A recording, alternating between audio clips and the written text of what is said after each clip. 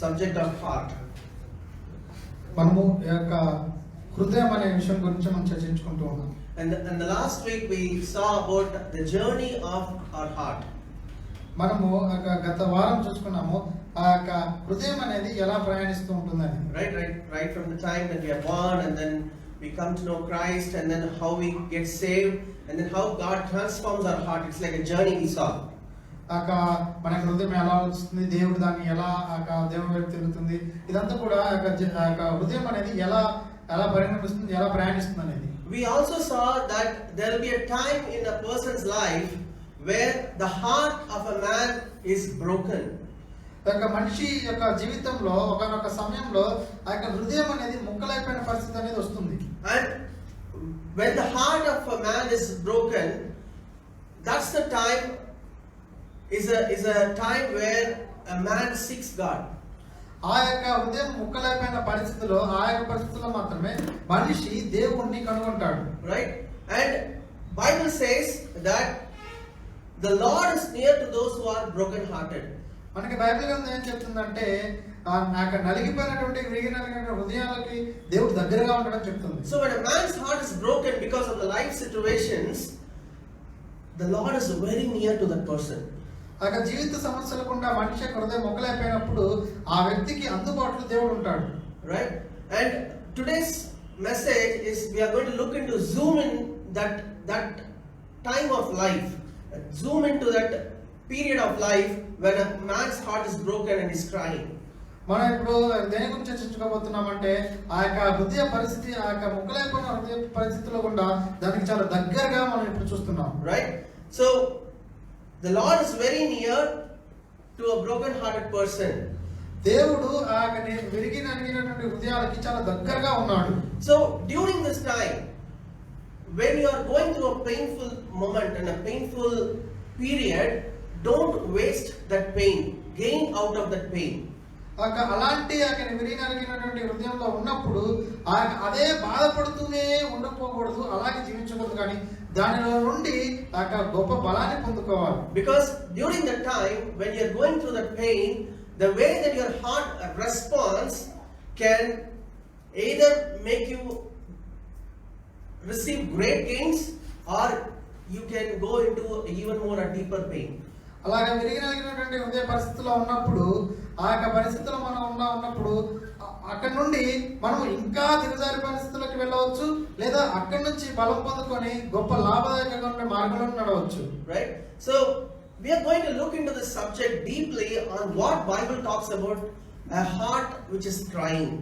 ఆ యొక్క ముక్కలైపోయిన హృదయం గురించి ఆ యొక్క బైబిల్ గ్రంథం ఏం చెప్తుంది, ఆ యొక్క పరిస్థితి గురించి బైబిల్ ఏమి వివరిస్తుంది మనం ఇప్పుడు చూద్దాం. And how God responds to the cry of human beings. దేవుడు ఆ యొక్క మనుషుల పట్ల అలాగా మనోవేదన పడుతున్నట్టు మనుషుల పట్ల దేవుని యొక్క గ్రహింపు పెట్ట చూడాలి. There are people in this world, they are crying out of the oppression, the wickedness that is happening around the world, and the hearts of people are crying. ఇక ప్రపంచంలో అనేక మంది మానవాళి కూడా చాలా మంది తమకున్నటువంటి బాధలు గుండా కావచ్చు, తమకున్న ఒత్తిడి గుండా కావచ్చు, వారు ఏడుస్తూనే ఉన్నారు. And during that time the state of a man becomes so humble. అలాంటి పరిస్థితుల్లో మనిషి హృదయం అనేది చాలా దీనత్వంగా ఉంటుంది. And that is the time that God can move in that person's life and do great things. అలాంటి వినయం కలిగినటువంటి హృదయ పరిస్థితిలో ఉన్నప్పుడు దేవుడు ఆ యొక్క పరిస్థితుల్లో కదిలింపబడి అక్కడ కార్యం చేస్తాడు. Right? Even though we might know Christ, we also go through a time of heart cry or broken states. మనము ఆ యొక్క విశ్వాసులైనప్పుడు కూడా, దేవుని ఎరిగిన వారైనప్పుడు కూడా ఇలాంటి విరిగిన హృదయంలో కూడా మనం వెళ్తూ ఉంటాం. But during that time, if you respond rightly to the Lord and you seek the Lord's face, I tell you, your gain, your progress will be much higher.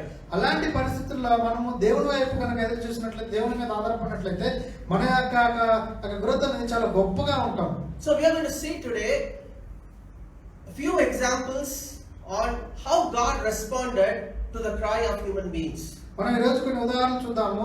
అలాంటి పరిస్థితుల్లో కూడా మనిషి యొక్క దేవుడికి మొరపెట్టినప్పుడు దేవుడు ఆ మనిషిని ఎలా లక్ష్యించాడో చూద్దాం. Let's read Exodus chapter 9 and 10. Exodus 3, 9 and 10. నిర్గమకాండం 3వ అధ్యాయము 9-10 వచనాలు. ఇశ్రాయేలీయుల మొర నిజముగా నా యొద్దకు చేరినది. కాగా రమ్ము, నిన్ను ఫరో యొద్దకు పంపెదను. ఇశ్రాయేలీయులైన నా ప్రజలను నీవు ఐగుప్తుల నుండి తోడుకొని పోవాలనెను. 400 years they were slaves. The Israelites were slaves in the land of Egypt. ఆ యొక్క ఐగుప్తు దేశంలో ఆ 400 సంవత్సరాలు గుండా వారు బానిసత్వం గుండా ఉన్నారు. It all started well when Joseph was blessing the nation of Egypt, but then people or the Pharaoh who rose after the time period of Joseph did not consider what Joseph has done for that nation, and then started oppressing the nation of Israel. అది ఎక్కడ మొదలైందంటే యోసేపు ఐగుప్తు దేశాన్ని చాలా గొప్పగా ఆశీర్వదించాడు తనకున్న సమయంలో ఆ యొక్క ఫరో నుండి. అయితే తర్వాత వచ్చినటువంటి ఆ ఫరో ఒక రాజులు ఆ యోసేపు ఐగుప్తు దేశం చేసినటువంటి మంచి కార్యాలన్నీ కూడా మర్చిపోయారు. So there are so many famous movies came out of this oppression and how God delivered them, but you can see that it was a hard labor. They didn't have any break. They were like supposed to work 365 days and almost like 16-18 hours a day. వారు ఎంతగా శ్రమపడి బానిసత్వం ఉన్నారు. చాలా మూవీలు కూడా వచ్చినాయి. అయితే వారికి 365 రోజులు అన్ని సంవత్సరాలు కూడా 365 రోజులు కష్టపడుతూనే ఉన్నారు. బానిసత్వం అనేది చాలా గొప్పగా ఉంది. వారు సుమారు 16 నుంచి 18 గంటలు రోజుకి వాళ్ళు పనిచేస్తూనే ఉన్నారు. And in the midst of it, not only they faced oppression, the Pharaoh started killing all the firstborn. అలా బానిసత్వం ఉండడం మాత్రమే కాదు కానీ ఫరో ఏం చేశాడంటే మొట్టమొదటిగా తొలిచూలుగా పుట్టిన మగ పిల్లలందరూ కూడా చంపేయడం జరిగింది. So cruel, it's not even like a dictatorship. Like if he thinks that the person has to live, that person will live. Otherwise they'll be killed. అది ఎలా ఉందంటే చాలా నియంత్రితంగా ఉన్నటువంటి నియంత పరిపాలన. తన రాజుకి ఏదైతే నచ్చినోడు బతుకుతాడో నచ్చినోడు చనిపోయేటువంటి పరిపాలన అది. So much cruelty was there. అక్కడ చాలా క్రూరత్వం అనేది ఉంది. And during that time the children of Israel started crying to the Lord. అలాంటి పరిస్థితుల్లో ఆ ఇశ్రాయేలు ప్రజలు దేవునికి మొరపెట్టారు.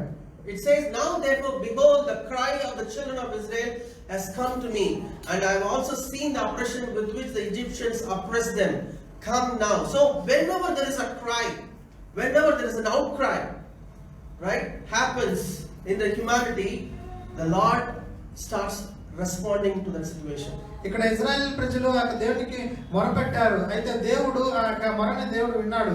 ఎప్పుడైతే దేవుని యొక్క ప్రజలు దేవుని వైపు నిజంగా మొరపెడతారో అప్పుడు దేవుడు వారికి మొరను ఆలకించి దానికి తగిన ప్రతిఫలం చేస్తాడు. Right? Genesis 18 verse 20 and 21. Another example. ఆదికాండం 18వ అధ్యాయము 20-21 వచనాలు. మరియు యెహోవా సొదొమ గొమొర్రాలను గూర్చిన మొర గొప్పది గనుకను వాటి పాపము బహు భారమైనది గనుకను నేను దిగిపోయి నా యొద్దకు వచ్చిన మొర చొప్పుననే వారు సంపూర్ణముగా చేసిరో లేదో చూచెదను. చేయని ఎడల నేను తెలుసుకొందుననెను. Right? We see here that there was cruelty as well as sodomy was happening. Homosexuals, right? They were so wicked. They were trying to destroy the society. And they were also oppressing the righteous people. Right? Bible clearly says that when Lot was there, his soul was oppressed. So they were like so mad, right? And there was an outcry against Sodom and Gomorrah. సొదొమ గొమొర్రాలు చాలా గొప్ప పాపంతో కూడుకునే ఉన్నాయి. వారు ఎలా అంటే మగవారితో ఆడవారితో అలాంటి గొప్ప నీచమైన కార్యాలు చేస్తూ చాలా గొప్ప పాపం చేస్తూ ఉన్నప్పుడు ఈ సొదొమ గొమొర్రా పాపము దేవుని యొద్దకు వెళ్ళింది. And then God says, I'm going to deliver the people from the outcry. ఇలాంటి పరిస్థితులు గుండా ఉన్నప్పుడు దేవుడు అందులో ఉన్నటువంటి మంచి వారిని తప్పించాలనుకున్నాడు ఇట్లాంటి ఘోర పాపం నుండి. Right? So whenever an outcry happens, God looks into that situation, and then whoever cries, right, he saves those people, and then whoever is wicked, they get perished. ఇప్పుడు ఎవరైతే దేవునికి మొరపెడతారో దేవుడు ఆ మొర ఆలకిస్తాడు. ఎవరైతే వినయం కలిగి మొరపెడతారో వారిని దేవుడు కాపాడతాడు. ఎవరైతే దుష్టత్వం జరిగిస్తూ ఉన్నారో వారికి దేవుడు న్యాయం తీరుస్తాడు. Hallelujah. We see that after this also, after the children of Israel came out of Egypt and then they go to the promised land, and then whenever they make a mistake, there will be an enemy coming and oppressing them, and then they will cry out to the Lord, and then the Lord moves, sends a prophet, sends a mighty man, and then delivers the people. ఇక Israel ప్రజలు తర్వాత వారు అక్కడి నుంచి బానిసత్వం నుంచి వచ్చినప్పుడు వారు అనేక దేవునికి మొరపెడుతున్నారు. వారు మొరపెడుతున్నప్పుడు ఈ అపవాది వచ్చి వారి శత్రువులు వచ్చి అనేక మంది వారిని దాడి చేస్తున్నప్పుడు వారు మొరపెడుతూ ఉన్నారు. దేవుడు వచ్చి ఒక ప్రవక్తను పంపిస్తున్నాడు. మొరపెట్టిన ప్రతిసారి దేవుడు ఆలకించి వారికి సమాధానం దయచేస్తూ ఉన్నాడు. Let's read one more verse, James 5:4. యాకోబు 5వ అధ్యాయం 4వ వచనం. ఇదిగో మీ మేలు కోసిన పనివారికి యొక్క మీరు మోసముగా బిగబట్టిన కూలి మొరపెట్టుచున్నది. మీ కోతవారి కేకలు సైన్యములకు అధిపతి ప్రభు యొక్క చెవులలో చొచ్చి ఉన్నది. Indeed, the wages of the laborers who mowed your fields, which you kept back by fraud, cry out, and the cries of the reapers have reached the ears of the Lord of Sabaoth. Right? So it is talking about when somebody works for you and we don't give their salary on time. ఎవరైనా మన కోసం పని చేసినప్పుడు వారికి ఇవ్వాల్సినటువంటి జీతం అనేది సరైన టైంలో సరైన ఇవ్వకపోతే, there are so many people in this world, they are still having kind of a slavery mentality. You can go to Jamindar, like if you go to the villages and these places, there are people who are Jamindars, and then they oppress people who are under them and they don't give their salaries properly. మనం చాలా మారుమూల గ్రామాలకు వెళ్ళినట్లయితే అక్కడ జమీందారులుగా ఉన్నటువంటి వారు వారి పనివారి మీద పెత్తనం చలాయిస్తూ వారు వారిని బానిసల్లాగా చూస్తున్నారు. Right? But when they start crying out, Lord, these people are oppressing us. They are not giving us whatever that we need, and they are oppressing us. Our children are suffering. We are suffering. The Lord hears their cry, and then either this person immediately has to change, otherwise God's judgment will come upon that person. అలాంటి వారు పనివారు మొరపెడుతున్నప్పుడు, దేవా మా కుటుంబాలు బాధపడుతున్నాయి, మేము మాకు జీతాలు సరిపోవట్లేదు, దేవుడికి మీరు మొరపెట్టినప్పుడు దేవుడు వారి యొక్క ప్రార్థన ఆలకించి ఏదైనా యజమానుడు కన్నా మారు మనసన్నా పొందాలి వీరి పక్షాన, లేదంటే దేవుని యొక్క తీర్పు అనేది ఆ యజమానుడి మీదకి వస్తుంది. Even we see in the Genesis when Cain and Abel Cain killed Abel, right?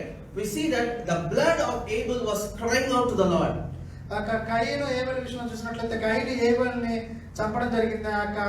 Abel యొక్క రక్తం అనేది దేవునికి మొరపెట్టింది. Right? It is like he is dead, but the blood is crying out to him. Abel అయితే చనిపోయి ఉన్నాడు తమ్ముడు, అయితే తన యొక్క రక్తం అనేది దేవునికి మొరపెడుతూనే ఉంది. Right? So we see in all these places, there are so many other places, I'm just giving you a few examples, that we can see clearly that when people cry out to the Lord out of their oppression, then the Lord comes to save them. మనం చాలా చోట్ల చూసి ఉన్నాము బైబిల్లో కూడా, ఎప్పుడైతే దేవుని యొక్క ప్రజలు దేవుని వైపు మొరపెడుతూ ఉంటారో వారి యొక్క బాధల్లో దేవుడు వారిని ఆ బాధ నుండి విడిపిస్తాడు. Right? Romans 10:12 and 13 says, Romans 10:12-13. రోమా 10:11 అధ్యాయం 12 వచనం. 10:12 and 13. For there is no distinction between Jew and Greek, for the same Lord over all is rich to all who call upon him. For whoever calls on the name of the Lord shall be saved. ఏమనగా ఆయన యందు విశ్వాసం చూడడం సిగ్గుపడడం లేకుండా చెప్తున్నది. యూదుడని Greece దేశులని భేదం లేదు, ఒక్క ప్రభువే అందరికీ ప్రభువైండి తనకు ప్రార్థన చేయవారందరిలో కృప చూపుటకు ఐశ్వర్యవంతుడై ఉన్నాడు. God does not do any distinction.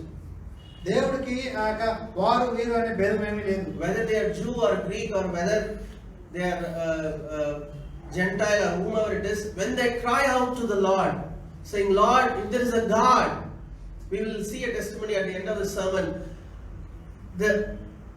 Whoever in this world, when they cry out saying, Lord, if there is somebody true, please respond, God will come and save that person. దేవునికి ఏ భేదం లేదు. తన వైపు ఎవరైతే నిజమైన దేవుడు ఎవరున్నారని దేవుని వైపు మొరపెడతారో వారి యొక్క ప్రార్థన ఆలకించి ఖచ్చితంగా ఆ యొక్క వ్యక్తికి దేవుడు సమాధానం అనుగ్రహించే దేవుడై ఉన్నాడు. All that God looks for is not just an external cry, it is a heart-filled cry. దేవుడికి కావాల్సింది ఏదో పెదవులతోటి ఏదో ఏడవడం కాదు, కానీ ఆ హృదయంలో నుంచి చాలా స్వచ్ఛందంగా అది నిజాయితీ కలిగినటువంటి ఒక మొరై ఉండాలి. Right? It has to always come with an attitude of humility, an attitude of seeking God's face, and with that, when somebody cries, God definitely answers that prayer. ఆ యొక్క మొరపెట్ట ఎలా ఉండాలంటే ఆ యొక్క హృదయంలో నుంచి రావాలి. అది యొక్క వినయం కలిగి దీన మనసు కలిగి దేవుని వైపు మీద ఆధారపడేగా దేవుని వైపు చూసేదై ఉండాలి. Right? Let's see here Deuteronomy 1:45. What happened to their cry? Deuteronomy 1:45. తరువాత మీరు తిరిగి వచ్చి యెహోవా సన్నిధిని ఏడవగా యెహోవా మీ మొరను What happened here? Why did God not hear their cry? ఇక్కడ ఏమైంది? దేవుడు ఎందుకు వారి యొక్క మొర వినలేదు? We saw that God hears the cry of the people, right? Why God did not hear their cry? మనం చూసాము దేవుడికి ఎవరైనా మొరపెడితే దేవుడు వింటాడని మనం తెలుసుకున్నాం. అయితే ఇక్కడ దేవుడు వినట్లేదు. ఎందుకండి? If you see this chapter, or in fact Moses is writing about what had happened in the Numbers, book of Numbers, when they were about to cross the promised land. They complained against God and they complained against Moses that they want to go back to Egypt. వారు ఆ యొక్క వాగ్దాన భూమికి ప్రవేశించడానికి చాలా దగ్గరగా ఉన్నప్పుడు వారు అక్కడ ఆ దేవుని మీద సొనుక్కుంటూ ఉన్నారు. ఆ యొక్క మోషే మీద సొనుక్కుంటూ ఉన్నారు. వారు మరలా ఆ యొక్క ఐగుప్తు దేశానికి వెళ్ళాలని చూస్తూ ఉన్నారు. So God had put a full stop on their forward journey. అయితే దేవుడు వారు ముందుకు వెళ్ళే ప్రయాణానికి ఒక ఎండ్ అనేది పెట్టేసి ఉన్నాడు. Right? And then when Moses pleaded before the Lord, and then Moses came back and said that now you can no more go into the promised land. Now you have to go around the garden, right? You have to go into the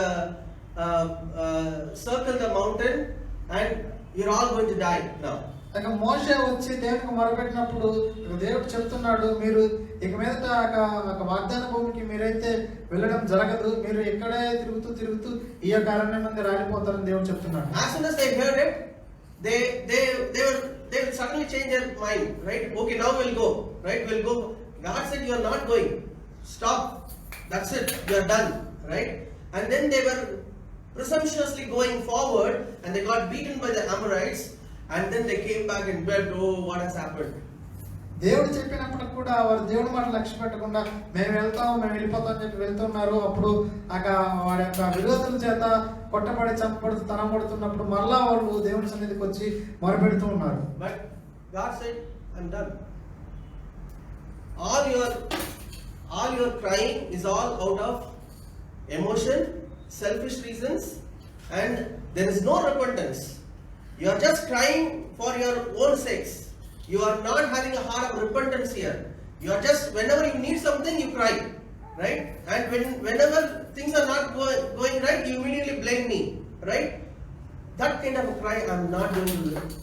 దేవుడు వారికి చెప్తూ ఉన్నాడు ఏంటంటే Israel ప్రజలు ఏదైతే బాగాలేదో లేదా వారి స్వార్థం కోసం వారు దేవుడిని మొరపెడుతూ ఉంటారు. వారికి కావాల్సింది దొరికినప్పుడు ఏదైనా క్లిష్ట పరిస్థితులు ఎదురైనప్పుడు దేవుడి మీద మళ్ళీ సొనుకోవడం, దేవుడిని తిట్టడం, ఇలాంటివన్నీ చేస్తూ ఉన్నారు. అలాంటిది దేవుడు చెప్తున్నాడు, మీకు స్వార్థపూరితమైనటువంటి మొర నేను ఆలకించను, అది దీనత్వంతో పశ్చాత్తాపంతో వచ్చినటువంటి మొర కాదు అని దేవుడు చెప్తున్నాడు. Always our heart cry should be based on humility and repentance. మన యొక్క మొర అనేది, మన హృదయంలో ఇచ్చిన మొర అనేది ఎలా ఉండాలంటే అది పశ్చాత్తాపంతో ఉండాలి, అది దీన మనసు కలిగిందై ఉండాలి. We can see here that there are so many places before they did the same thing. మనం చూడవచ్చు చాలా సార్లు కూడా వారు ఇట్లాంటి యొక్క మొర అనేది సరైనటువంటి మొరగా వారు ఉంచలేదు. Right? But God was bearing with them so many times. The Bible says that 10 times they tested me. పరిశుద్ధ గ్రంథం చెప్తుంది 10 సార్లు దేవుణ్ణి వారు పరిశోధించడం జరిగింది. But then when they did not repent, still God forgave them, still God blessed them, still God made them to move forward, still God gave them the victory from the mighty enemies. But then when the point came that they said that it's no more, I'm going to believe God, I'm going to go back to Egypt, God said, I'm going to put a full stop now, and I'm not going to hear their cry anymore. వారు చాలా సార్లు 10 మార్లు చేసినప్పుడు కూడా, దేవుని మీద తిరుగుబాటు చేసినప్పుడు కూడా దేవుడు ఆ యొక్క కృప చొప్పున వారి యొక్క జయాన్ని ఇస్తున్నాడు, శత్రువుల పట్ల జయాన్ని ఇస్తున్నాడు, వారికి కావాల్సిన ప్రతి అవసరతను తీరుస్తున్నాడు, వారిని వాగ్దాన భూమికి నడిపిస్తున్నాడు. వారైతే పశ్చాత్తాపం అనేది చెందలేదు, కానీ వారి చిట్టు చివరికి చాలా దూరం వెళ్ళి దేవునికి వ్యతిరేకంగా పోరాడి మేము మళ్ళీ ఐగుప్తుకి వెళ్ళిపోతామని వారు హృదయంలో తలుచుకున్నారు. అప్పుడు దేవుడు అనుకున్నాడు, ఇక మీద మీరు వాగ్దాన భూమికి వెళ్ళడం జరగదు అని దేవుడు చెప్పాడు. Right? So let our cry not be based on, okay, I need something, let me cry. Right? Like a child cries, I need this toy, I need this. Right? God will see, even as a parent, we allow their children and give them whenever they need something to a certain extent. But even after growing to 20 years, you still cry, it doesn't work. Right?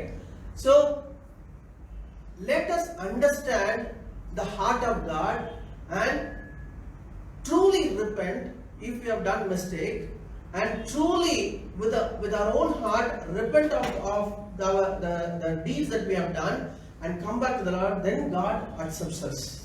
ఒక శిశువు ఎలాగైతే దేనికోసమైతే ఏడుస్తూ ఉంటుందో, మనము తల్లిదండ్రుల ద్వారా శిశువులు ఏడిచినప్పుడు కావాల్సిన ప్రతిదీ ఇస్తూ ఉంటారు. అయితే శిశువు 7 సంవత్సరాల తర్వాత కూడా ఏడుస్తూనే ఉంటే అది ఏమాత్రం అంగీకరించబడదు. అలాగే మనం కూడా ఏదైనా మనకి కావాల్సి వచ్చినప్పుడు మొదట్లో మనం ఏడ్చాము. అయితే మనకు మొర ఎలా ఉండాలంటే, ఎదిగే కొద్దీ మనం దేవుని వైపు ఆధారపడుతూ వినయంగా కలిగి ఉండి పశ్చాత్తాపంగా ఉండి చాలా నీతి నిజాయితీ మాత్రమే ఉండాలి. So this is one set of people. There are other set of people, they will not cry at all. ఇంకొక రకమైనటువంటి ప్రజలు ఏంటంటే అసలు ఏమాత్రం దేవుడికి మొరపెట్టరు, దేవుడికి ఏమాత్రం చెప్పుకోరు. Even though an overwhelming situation comes, they become like stone. I will stand. కొంతమంది ఉంటారు, వాళ్ళు ఎలా ఉంటారంటే వారి యొక్క జీవితం సర్వనాశనం అయిపోతున్నా సరే వాళ్ళకి తెలుసు దేవుడి దగ్గరికి వెళ్తే అది బాగుపడుతుందని తెలిసి కూడా వారు దేవునికి ఇంకా వారి యొక్క మనసులో కానీ హృదయాలు కానీ దేవుని అడగరు. Read Job 36:13. Job 36:13. యోబు 36వ అధ్యాయం 13వ. అయినను లోలోపల హృదయపూర్వకమైన భక్తి లేని వారు క్రోధము నుంచుకొందురు.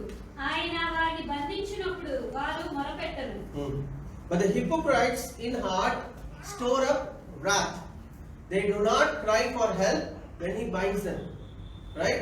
So when something goes wrong, they will store up wrath. Whom I can show this wrath? Either to somebody or to God himself directly. Right? Attack a missile. Right? They store up wrath. So their heart becomes like stone, and they do not cry. They become like so arrogant after that. This is the situation of Pharaoh, right? When things were going wrong, he was becoming so hard, even more becoming strong and hardened in heart.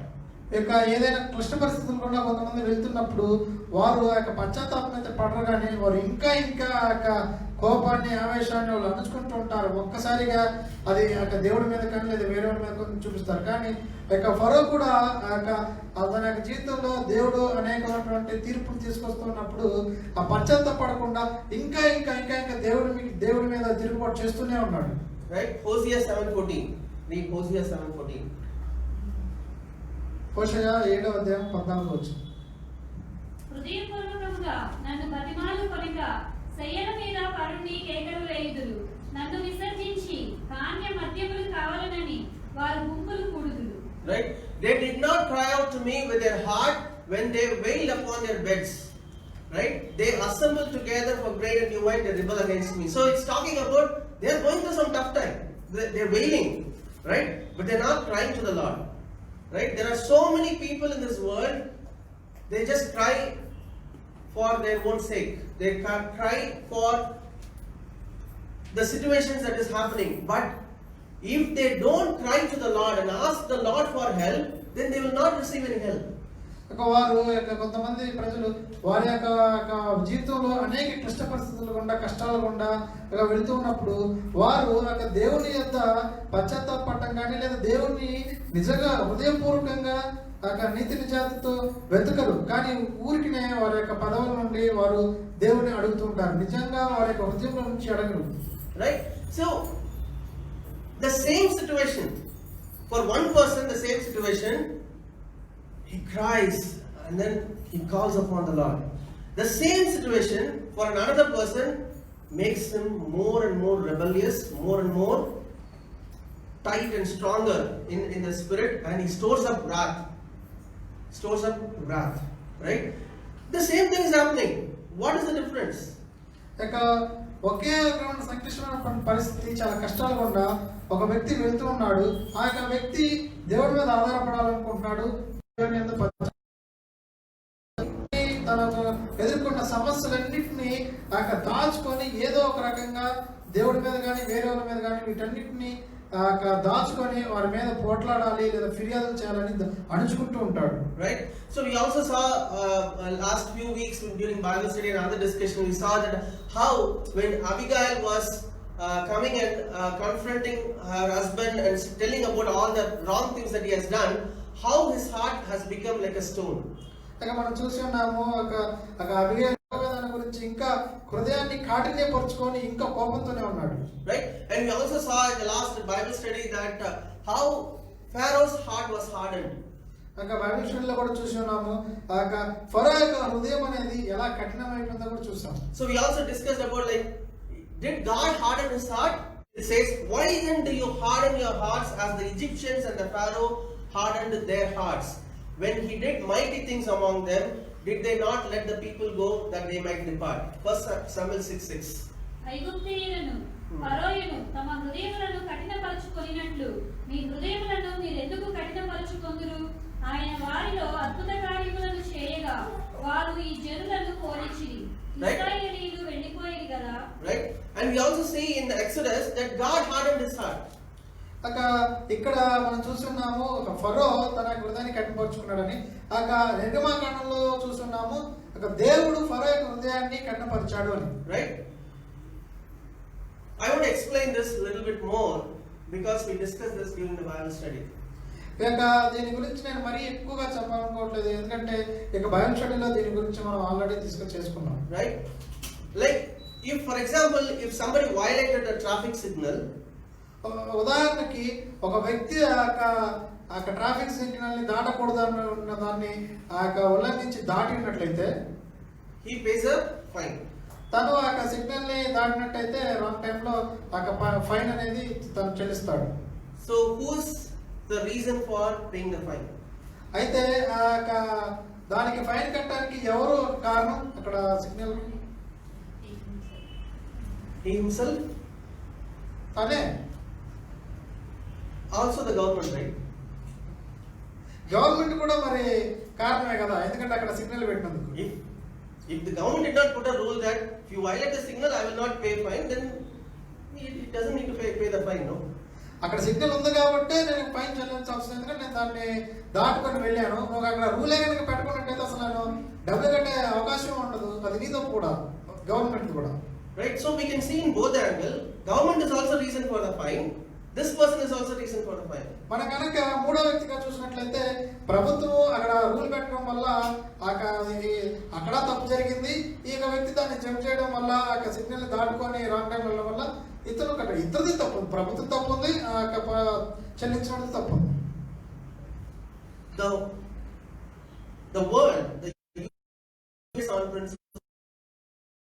మొత్తం కూడా కొన్ని నియమాల మీద అనుసరించి వెళ్తుంది. We have a gravity. మనకి గురుత్వాకర్షణ శక్తి ఉంది. We have sun, moon. మనకి సూర్యుడు, చంద్రుడు ఉన్నారు. Right? We can say that, oh, I was putting something on my terrace for hot sun to do something, and then suddenly rain comes. Oh, why did rain come? I was putting this one, right? So there are so many rules and so many principles. మేడగది మీద నేను కొన్ని ఎండబెట్టుకున్నాను, sudden గా నాకు వర్షం జరిగింది. ఎందుకంటే జరిగింది, నేను ఎండబెట్టుకున్న వర్షం ఎందుకు వచ్చింది మనం అనడానికి లేదు. ఎందుకంటే ప్రపంచం మొత్తం కూడా నియమ నిబంధనలతో వెళ్తుంది. దేవుడు ఇక ప్రపంచానికి కొన్ని హద్దులు, కొన్ని నియమాలు పెట్టాడు. The reason that principles have been put, because it will safeguard the people or the creatures or the creation that is enjoying the things that is there in this universe. ఇక ప్రపంచానికి దేవుడు ఆ యొక్క నియమ నిబంధనల హద్దులు ఎందుకు పెట్టాడంటే ప్రపంచంలో ఉన్న అందరికీ అది ఉపయోగపడాలి, ఆ అందరూ కూడా దాన్ని అనుభవించాలి, అందరూ సంతోషంగా ఉండాలి అని. When somebody violates it, what happens? They will face the consequence. And if we see that from our side, yes, that person made the mistake and that's why he is paying the price. But if somebody looks from the other side also, we can say that because that principle was put, I had violated it. Otherwise, I would have not violated it. మనం ఇక్కడ రెండు కోణాల నుండి చూడొచ్చు. ఒకటి ఆ యొక్క నియమం ఉంది కాబట్టి, ఆ యొక్క రూల్ ఉంది కాబట్టి నేను పే చేయాల్సి వచ్చింది, నేను దాన్ని అతిక్రమించాను, దానివల్ల నాకు తీర్పు అనేది లేదా పర్యాసనం అనేది ఉంది అని అనుకోవచ్చు. రెండవదిగా ఆ నియమం ఉండడం వల్ల అది యొక్క ఉపయోగకరంగా కూడా ఉంది. All the principles that God has put, in the same way the traffic rules have been put for the safety of the people who are living in that place, in the same way God has put principles in this universe for people to live safely. మనం చూస్తూనే ఉన్నాము, రోడ్ల మీద signals అది పెట్టడం అనేది అందరికి కూడా అది మంచి ఉద్దేశమే. ఎందుకంటే అందరూ వెళ్ళాలి, అందరికి అది చాలా మంచి ఉద్దేశం. అట్లాగే దేవుడు కూడా ప్రపంచంలో కొన్ని నియమాలు అనేది పెట్టి ఉన్నాడు. అది కూడా అదే అందరికి, అన్ని జీవరాశులకి అది ఉపయోగకరమైంది. That's why if you see in Old Testament, there are few scriptures that will talk about the principle that God is putting, and it will look like little weird. మనకి పాత నిబంధనలో కూడా మనం చూడొచ్చు. అదేంటంటే దేవుడు కొన్ని నియమాలు పెట్టి ఉన్నాడు. ఆ యొక్క నియమాలు మనం సరిగ్గా అర్థం చేసుకోకపోతే అది చాలా అర్థవంతంగా అర్థరహితంగా ఉంటుంది. But it doesn't mean that God has randomly put some principle that without any reason. దాని యొక్క అర్థం ఏంటంటే ఆయన దేవుడు ఏది పడితే అది ఎట్లా పడితే అట్లా పెట్టేస్తాడు, పిచ్చి పిచ్చిగా ఉంది అనేది కాదు. Right? So we need to understand the bigger picture of who God is and what He has done, so that we know clearly that whenever God is doing something, there is a reason behind it.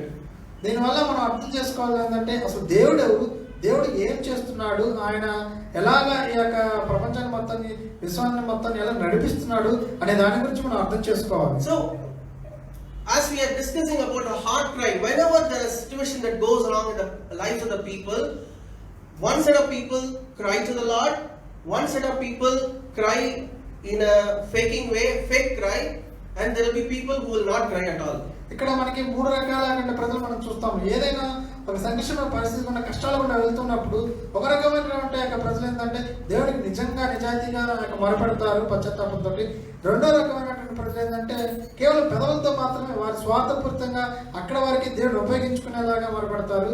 అది నిజమైనటువంటి మొర కాదు. మూడవది అసలు దేవుడికి మొరపెట్టరు, వారి జీవితాలు వారి ఇష్టంగా ఉంటాయి, దేవుడి మీద అసలు ఏమాత్రం ఆధారపడరు. Right? And that's why in Hebrews 3, 7 and 8, read that. హెబ్రీయులకు రాసిన పత్రిక 3:7. Therefore, as the Holy Spirit says, today, if you will hear His voice, do not harden your hearts. Yeah, read it. మరియు పరిశుద్ధాత్మ ఇట్లు చెప్పుచున్నాడు, నేడు మీరు ఆయన శబ్దమును వినిన ఎడల అరణ్యములో శోధన దినమందు కోపము పుట్టించినప్పటి వలె మీ హృదయములను కఠినపరచుకొనకుడి. Right? So God is telling that when things go wrong and there is a correction that is coming, when the Spirit of God is speaking, do not harden your hearts. You immediately humble yourself and then ask the Lord, I have made a mistake. ఏమైనా ప్రతికూల పరిస్థితులు ఏర్పడినప్పుడు మీరు వెంటనే దేవుడి మీద సనుకోవద్దు, లేదా దేవుడి మీద తిరుగుబాటు చేయవద్దు. ఏం చేయాలంటే దేవుని సన్నిధిలో మోకాళ్ళని ప్రార్థించాలి, ఆయన వైపు చూసి ఆయన మీద ఆధారపడే స్వభావాన్ని కలిగి ఉండాలి. Even for David, who was a man after God's own heart, he did terrible mistakes.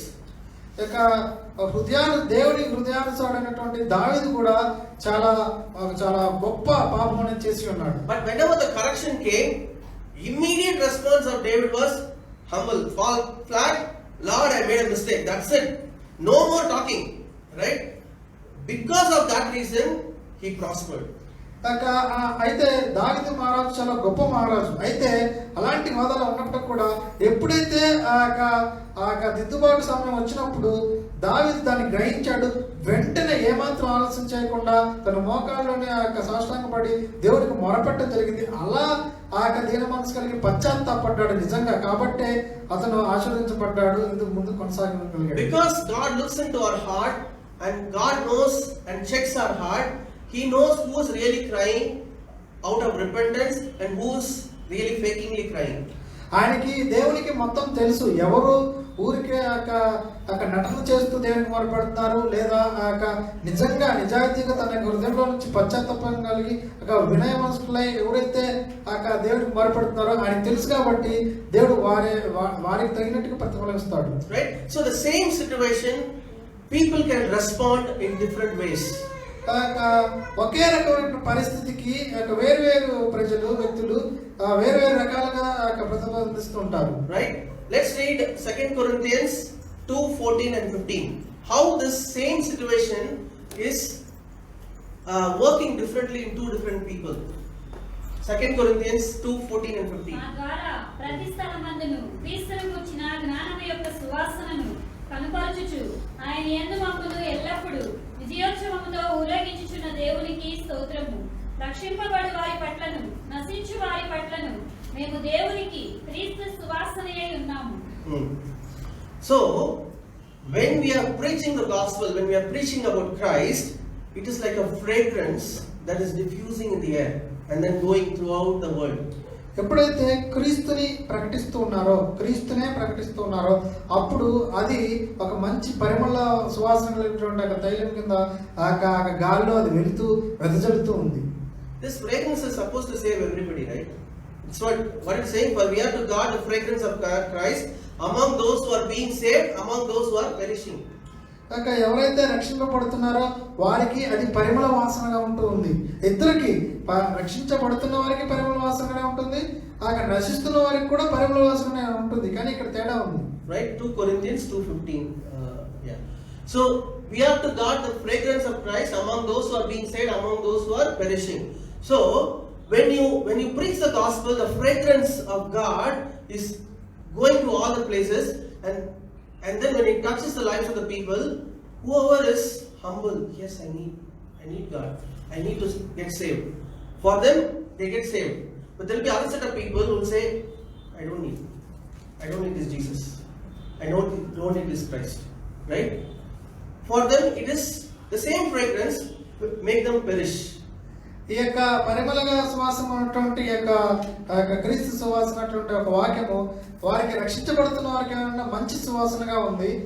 అదే మంచి సువాసన ఎవరైతే క్రీస్తును తిరస్కరిస్తూ ఉన్నారో, క్రీస్తు మాకు అవసరం లేదన్నారో, అది వాళ్ళ విషయంలో అది ఒక తీర్పు తీసుకొచ్చే మరణ వాసనగా ఉంది. Right? Read 1 Corinthians 1:18. 1 Corinthians 1:18. For the message of the cross is foolishness to those who are perishing, but to us who are being saved, it is the power of God. సిలువను గురించిన వార్త నశించుచున్న వారికి వెర్రితనము గాని రక్షింపబడుచున్న మనకు దేవుని శక్తి. Same message. For one person it is becoming like a power of God, other person it is like, what is this? Foolishness. Right? Doesn't look good. అదే దేవుడి వాక్యం, అదే క్రీస్తు క్రీస్తు యొక్క సువార్త కొంతమందికి అది దేవుని శక్తిగా ఉంది, మరికొంత అదే దేవుని యొక్క సువార్త కొంతమందికి అది వెరితనంగా కూడా ఉంది. Right? So the same situation, for one person he will cry and seek the Lord, for another person he will reject every good thing and then stores up wrath and curse. ఒకే పరిస్థితి గుండా వెళ్తున్నట్టు ఇద్దరు వ్యక్తులకి ఇంత తేడా ఉంది. ఒక వ్యక్తి ఏమన్నా దేవుడి వైపు చూస్తూ మొరపెడుతూ ఉంటాడు పశ్చాత్తాపంతో, మరొక వ్యక్తి ఏంటంటే నాకు దేవుడు అవసరం లేదు, నాది నేను చూసుకోగలని చెప్పి దేవుడిని నిరాకరిస్తూ ఉంటాడు. So we can know that why the gospel is being spread in this world, but still there are people who are rejecting the gospel and there are people who are accepting the gospel irrespective of whatever background they are from. ఇక ప్రభుత్వం మనం చూస్తూనే ఉన్నాము. ఆ యొక్క ప్రజలు రకరకాలుగా ఉన్నారు, వారి యొక్క పరిస్థితులు చాలా ఘోరంగా ఉన్నాయి. అయినప్పుడు కూడా కొంతమంది ఆ యొక్క క్రీస్తుని అంగీకరించి ఉన్నారు, ఆ యొక్క దేవుని యొక్క రక్షణ పొందుకొని ఉన్నారు. అయితే అదే పరిస్థితులు గుండా అవుతున్నటువంటి కొంతమంది క్రీస్తుని నిరాకరించి ఉన్నారు, వారు క్రీస్తుకి ఏమాత్రం లోబడకుండా వారు కూడా ఉన్నారు. It all depends on the heart of the people. అది దేని మీద ఆధారపడుతుందంటే సంపూర్ణంగా అది వారి యొక్క హృదయ స్థితి మీద ఆధారపడి ఉంటుంది. God says, if I am correcting you, if the things are coming, do not harden your hearts and I will bless you. దేవుడు చెప్తున్నాడు, నేను నిన్ను సరిచేస్తున్నప్పుడు నీకు హృదయాన్ని కట్టెపరుచుకోవద్దు, నీవు ఆ యొక్క హృదయాన్ని ఆ యొక్క పశ్చాత్తాపంతో నింపుకొని దేవుడు చెప్తున్నాడు. So it is very important that how we respond back to God when different things happen in our life. మన యొక్క జీవితంలో అనేకమైనటువంటి ప్రతికూల పరిస్థితులు ఏర్పడుతున్నప్పుడు మనము వాటికి అలాగే దేవుని పట్ల మన యొక్క ప్రతిస్పందన ఎలా ఉందనేది చాలా ముఖ్యం. So that's why Bible says that the judgment will start from the house of God. అందువల్ల మనకి పరిశుద్ధ గ్రంథం ఏం చెప్తుందంటే తీర్పు అనేది దేవుని కుటుంబం మధ్య ప్రారంభం అవుతుందని చెప్తుంది. There will be people who will keep on hearing. Nothing will go in their heart, nothing will go in their mind. Right? They will be like a stone. Everything bouncer only. Right? Everything will go above it. Right? And people don't come, people don't have any commitment to God. దేవుని వాక్యం తరచూ వింటూనే ఉంటారు, వస్తూనే ఉంటారు.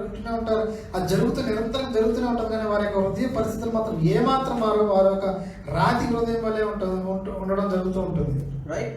And that's why whenever overwhelming situation comes in your life, immediately humble yourself and cry to the Lord. ఎప్పుడైతే గొప్ప ఉపద్రవంగా నువ్వు వెళ్తున్నావో వెంటనే దేవుని యందు దీన మనసు కలిగిన పశ్చాత్తాపంతో దేవునికి మొరపెట్టాలి. When I'm saying crying to the Lord, shed tears. నేను దేవునికి మొరపెట్టడం అని చెప్తానంటే నువ్వు ఏడు. Right? Weep and mourn and lament for the mistakes that you have done. నువ్వు చేసినటువంటి పనులకి పశ్చాత్తాపంగా నువ్వు అరువు ఏడు పశ్చాత్తాపడి కుంగిపో. And repent and turn to the Lord with your whole heart. అప్పుడు ఏం చేయాలంటే ఆ ఏడ్చి దేవుని సన్నిధిలో మొరపెట్టి పశ్చాత్తాపడి నువ్వు పాపాలన్నీ ఒప్పుకొని విడిచిపెట్టు. When Jesus preached the gospel, he said first word, repent. యేసుక్రీస్తు స్వార్థను ప్రకటిస్తూ ఉన్నప్పుడు మొట్టమొదటిగా చెప్పింది ఏంటంటే మారు మనసు పొందమని. Right? Mark 1:15 he says, the time is fulfilled and the kingdom of God is at hand. Repent and believe in the gospel. కాలము సంపూర్ణమై ఉన్నది, దేవుని రాజ్యము సమీపించి ఉన్నది. మారు మనసు పొంది సువార్త నమ్ముడని చెప్పుచు దేవుని సువార్త ప్రకటించుచు గలిలయకు వచ్చెను. Right?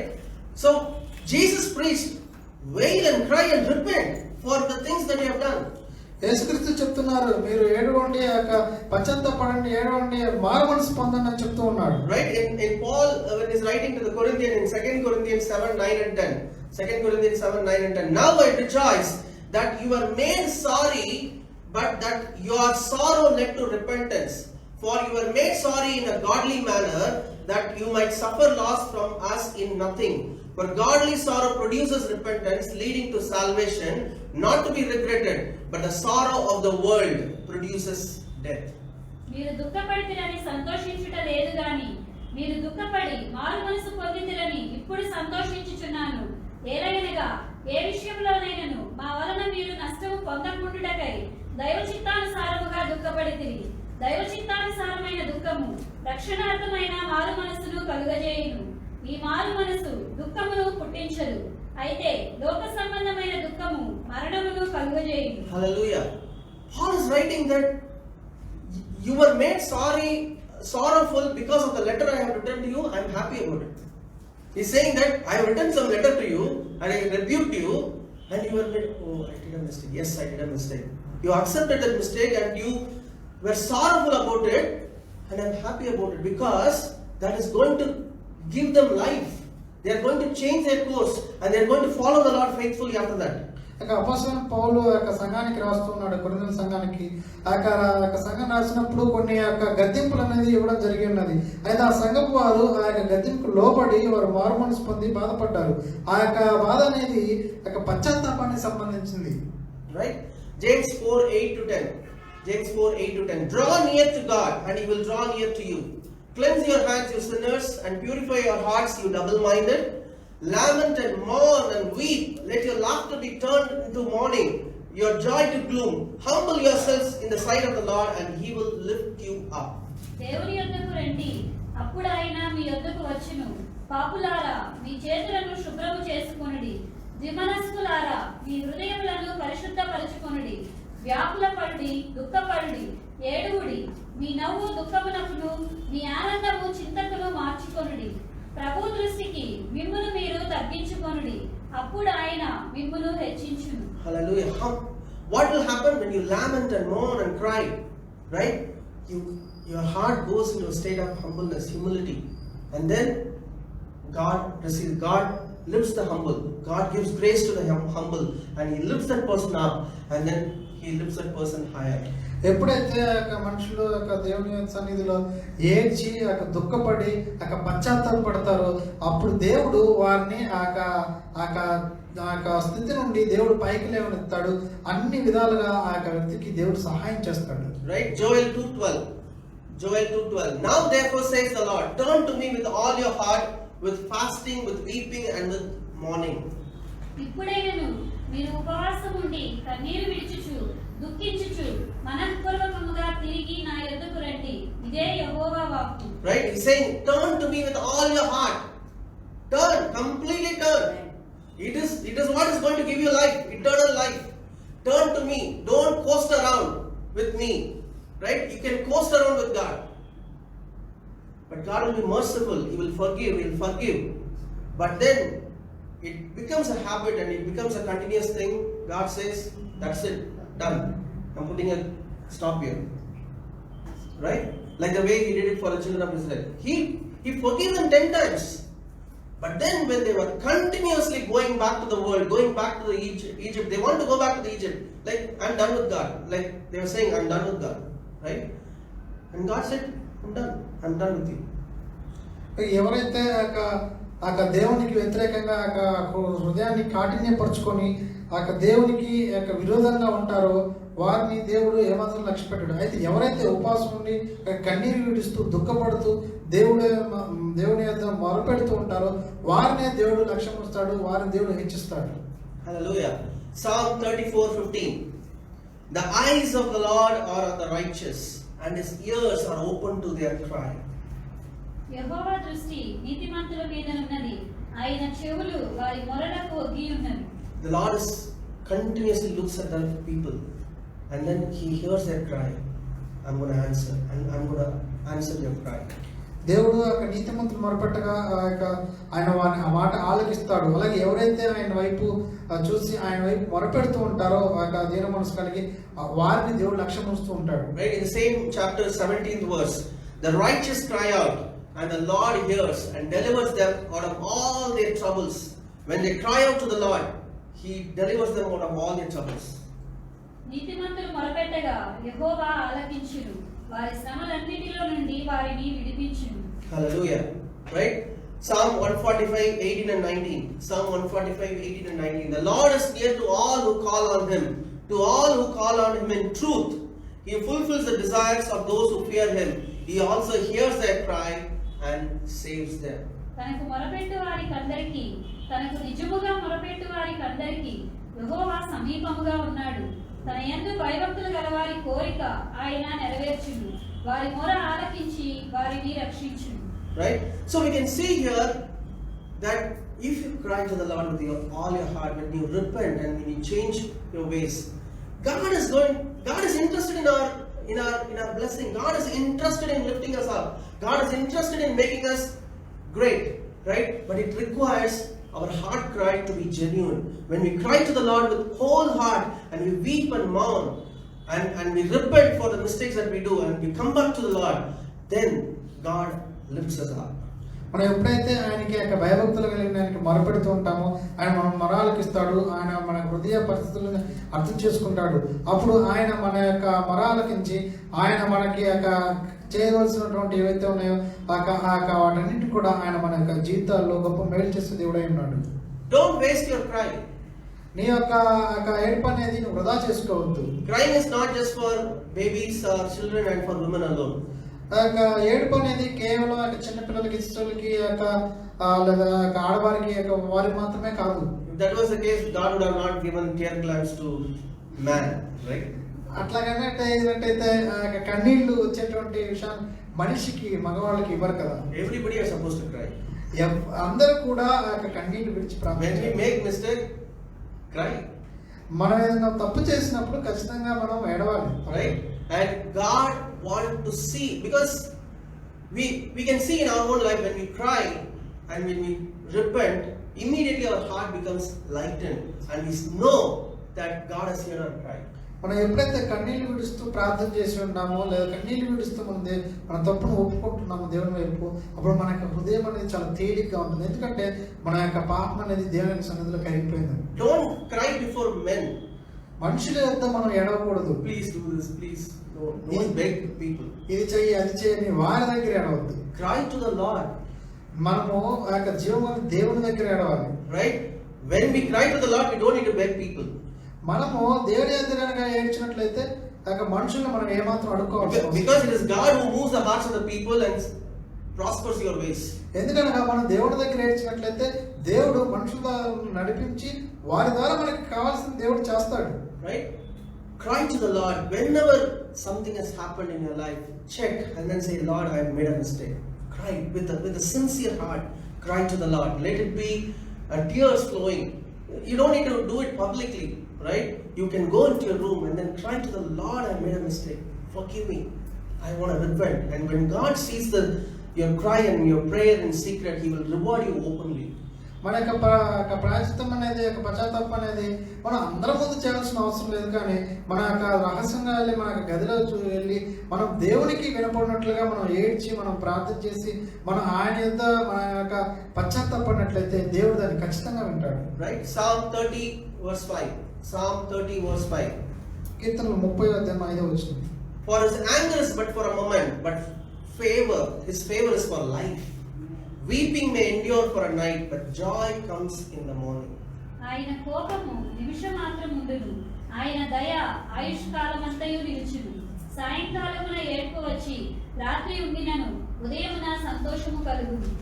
Hallelujah. What a verse.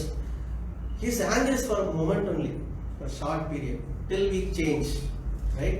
But His favor is for life. Right? We can change that too.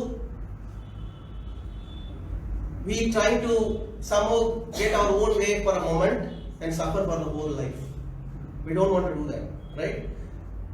Even if the Lord is angry and disciplines us, it will be for a moment. When we change, our favor is for life.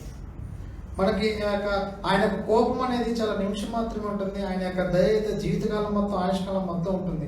ఆయన ఎప్పుడైతే ఆ నిమిషకాలం కోపడతాడో అప్పుడు మన యొక్క జీవితాలను మనం సరి చేసుకొని మనం పశ్చాత్తాపడుతూ ఉండాలి. ఎందుకంటే అప్పుడు కనుక మనం పశ్చాత్తాపడ్డామంటే జీవితాంతం మొత్తం మనం హ్యాపీగా, సుఖంగా ఉండవచ్చు. Right? Many important people in Bible cried. చాలా మంది ఆ పరిశుద్ధ గ్రంథంలో చాలా ముఖ్యమైనటువంటి వ్యక్తులందరూ కూడా ఏడ్చిన వారే. Right? Let's read Hebrews 5:7. హెబ్రీయుల రాసిన పత్రిక 5:7. శరీరధారి అయిన దినములలో మహారోదనముతోను కన్నీళ్లతోను తన్ను మరణము నుండి రక్షింపగలవానికి ప్రార్థనలను యాచనలను సమర్పించి భయభక్తులు కలిగి ఉన్నందున ఆయన అంగీకరింపబడెను. Jesus himself cried. యేసుక్రీస్తు అంతటి గొప్ప వ్యక్తే తానే ఏడుస్తూ ప్రార్థన చేశాడు. Right? Who in the days of his flesh, when he offered up prayers and supplication with vehement cries and tears to him who was able to save him from death and was heard because of his love. Jesus is like the Son of God. He himself cried. దేవుని కుమారుడు యేసుక్రీస్తు ఆయనే కన్నీళ్లు విడుస్తూ మహారోదనతో గొప్పగా కన్నీళ్లు విడుస్తూ ప్రార్థన చేశాడు.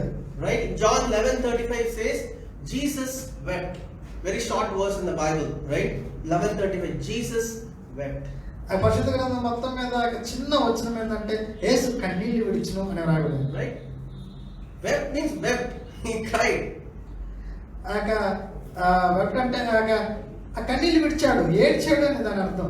Right? In Isaiah 38 verse 5, go and tell Hezekiah, thus says the Lord, the God of David, your father, I have heard your prayer, I have seen your tears. Surely I will add to you your days 15 years. హెజ్కియా తనకు మరణరోగమైనటువంటి దానిలో ఉన్నప్పుడు Isaiah 38:5. Yeah.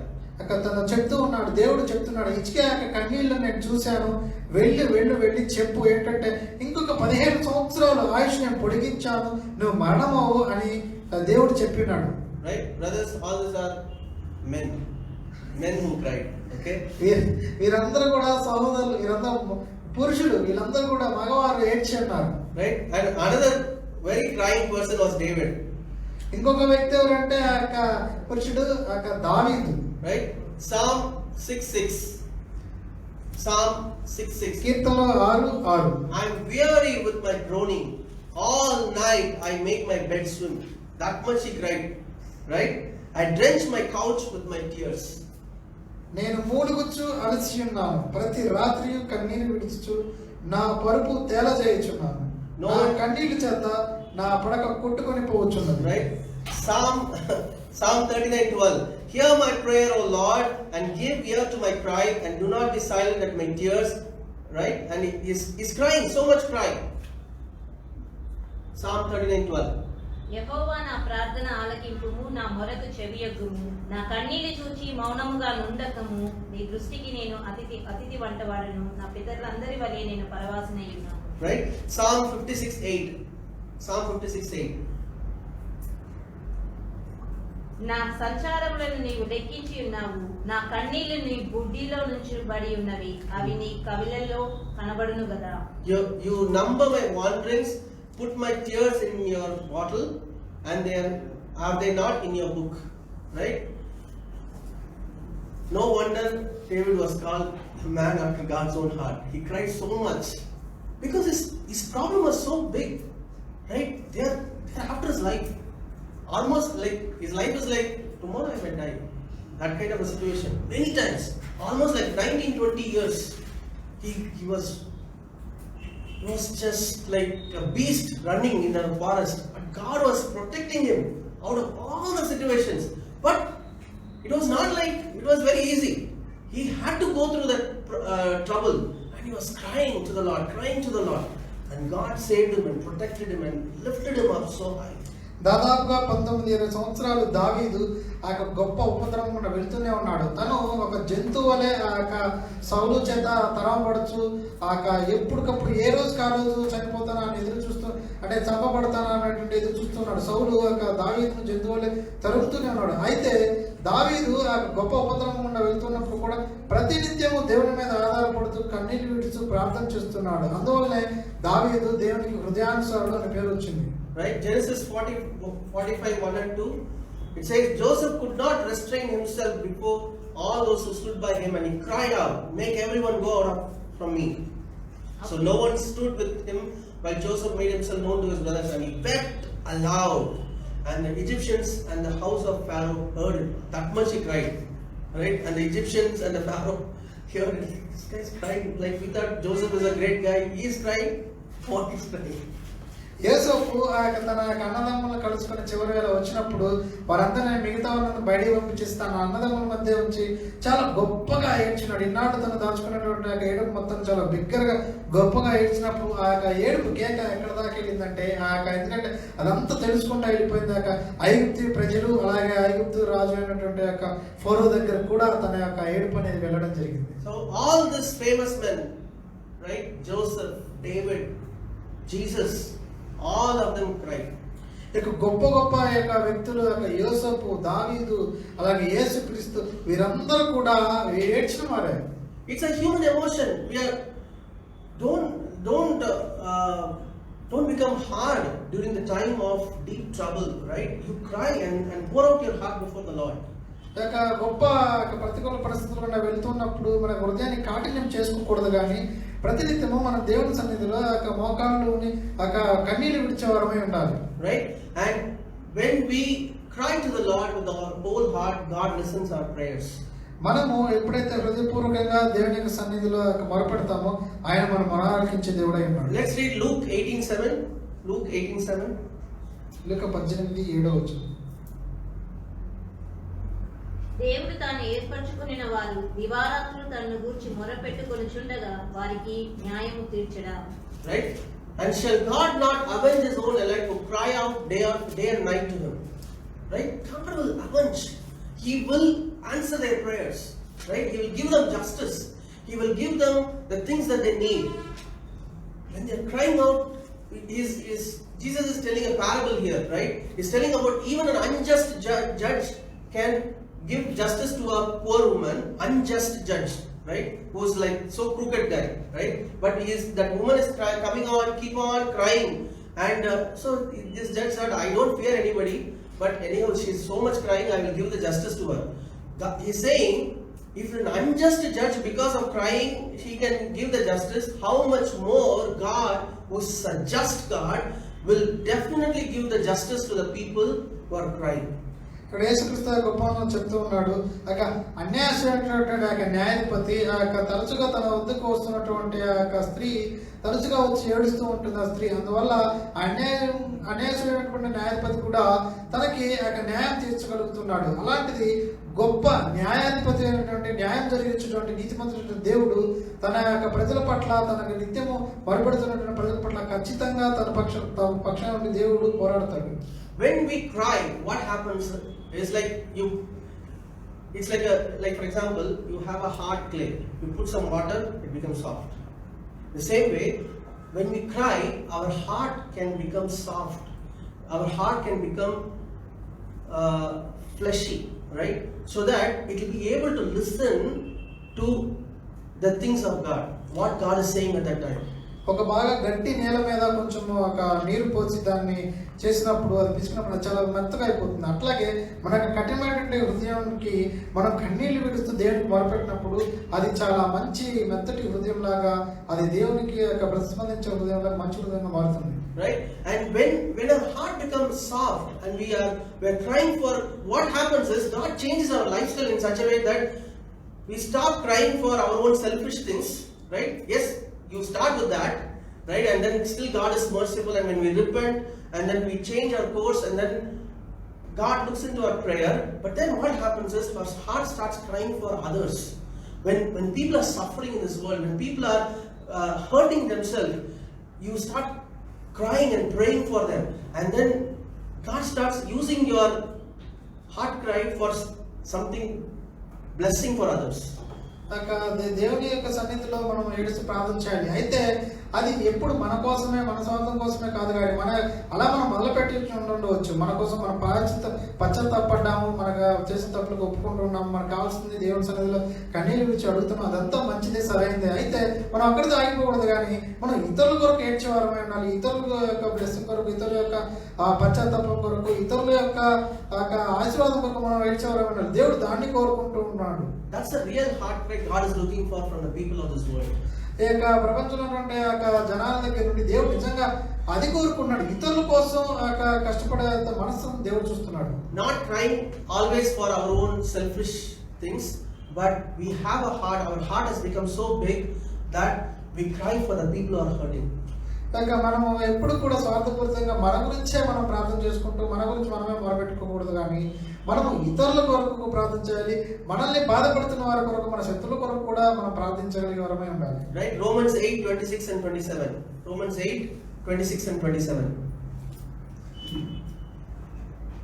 Likewise, the Spirit also helps in our weaknesses, for we do not know what we should pray for as we ought, but the Spirit Himself makes intercession for us with groanings which cannot be uttered.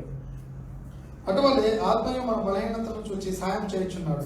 ఏలైనగా మనము యుక్తముగా ఎలాగ ప్రార్థన చేయవలనో మనకు తెలియదు కానీ ఉచ్చరింప శక్యము కానీ మూలుగలతో ఆ ఆత్మ తానే మన పక్షముగా విజ్ఞాపనం చేయుచున్నాం.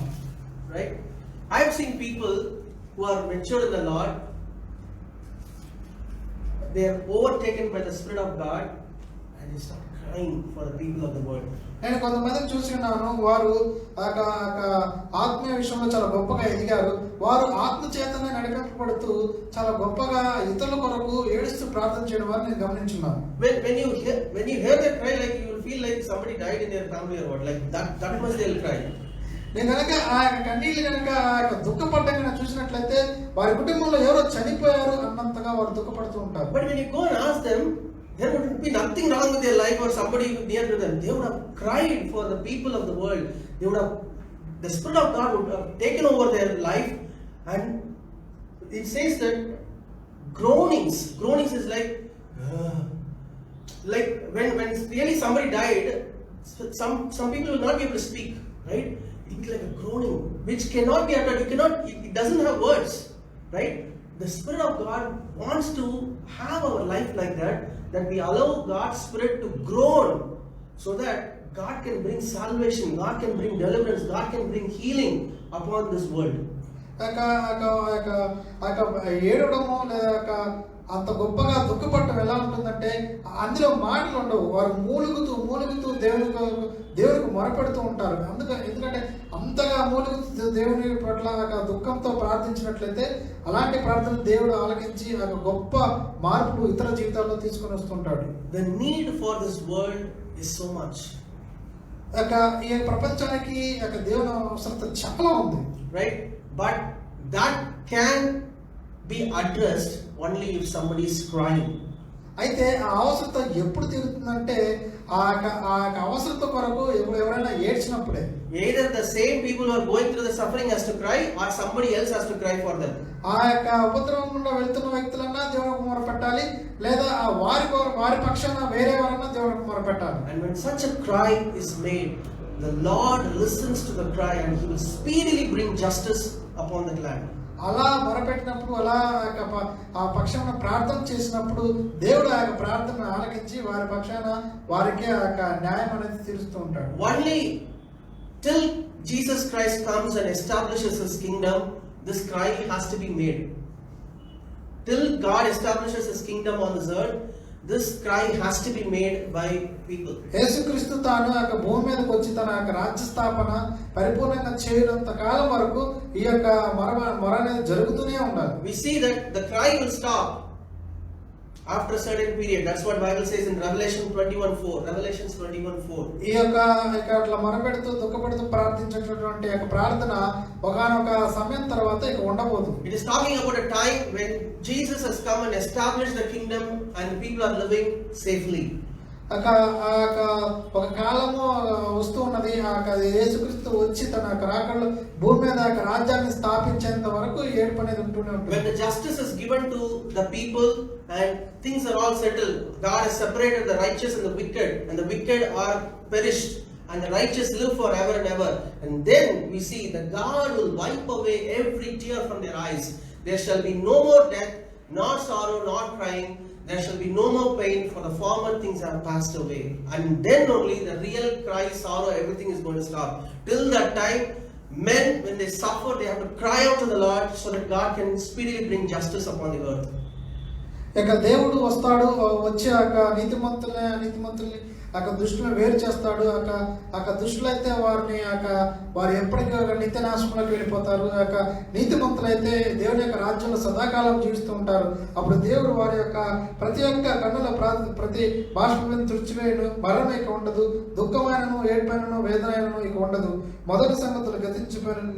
అవన్నీ కూడా దేవుని రాజ్యం వచ్చినప్పుడు అవన్నీ కూడా వస్తుంటాయి. అప్పటి వరకు ఈ ఏడుపు ప్రార్థన అనేది ఉంటూనే ఉంటుంది.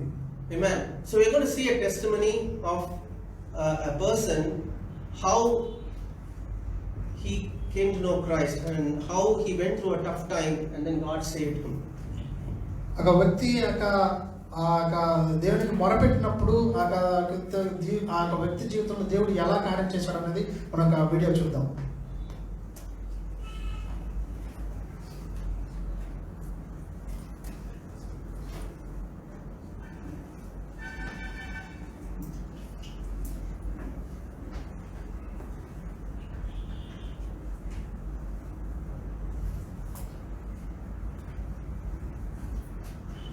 Nasser Siddiqui felt very privileged to have been born into a prosperous and influential Muslim family.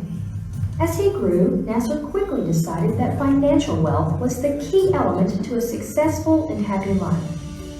By the time he turned 35, Nasser had attained the wealth he so desired. Then, at the peak of his financial success, Nasser was stricken with a very painful disease called shingles. 2 doctors came in. Maybe they thought that I could hear them or didn't understand me, and they started talking back and forth. And one of the things they said was that his immune system is not fighting back. His body's not fighting back. He's going to die. That came as a shock because these were the people that I had my hope in, and my faith in, and my trust in. But at that point, my hope had gone, and I was crushed. My money didn't mean anything. You know, my strength, my determination, my willpower didn't mean anything. And the only thing left was humility, fear. I didn't know, Karen, what death held for a Muslim, but I was afraid of it. I believed in a God. I didn't believe in Jesus as the Son of God. But even the Muslim God, Allah, is not a healer. So I didn't really say, Allah, heal me. I cried out in desperation. I just said, God, if you're real, don't let me die. That night, the God of the Christians answered my cry. It was not Muhammad, it was not Allah, it was Jesus. And something happened that night. The very next morning, the doctors determined the blisters had stopped growing. They released him from the hospital with a suitcase full of medications and the grim diagnosis of continued pain and blisters. But Nasser knew that he had experienced something divine. He needed to know this Jesus. So a few days later in his own home, Nasser got down on his knees and cried out one more time. I accepted Jesus into my heart. And I got so excited, I didn't know what born again means. I didn't know any of the Christianese language. All I knew was that this Jesus that had healed me was now in my heart.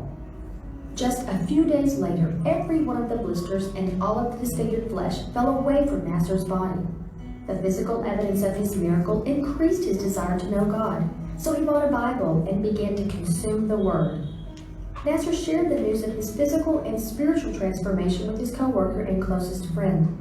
Anita was a Christian woman who had been a constant support to Nasser throughout his illness, and she was eager to supply him with materials from Kenneth Hagin and Kenneth Copeland Ministries. As Nasser's knowledge of the Word and his love for the Lord developed, so did his relationship with Anita. Though a previous divorce gave him reason to be cautious, Nasser soon became convinced that God had chosen Anita to be his wife. We had a dream wedding, we went on a 2-month honeymoon. It was beautiful. And within a year, we had lost everything we owned. And shortly, I'd say, right at the point when we lost everything we owned is when I found out that I was pregnant, which was a great shock to me. It was not what I had planned. When Anita was 4.5 months pregnant, her hands twisted up like this, and her feet twisted up. And at first, the doctors didn't understand whether it was a stroke or whether it was a brain tumor.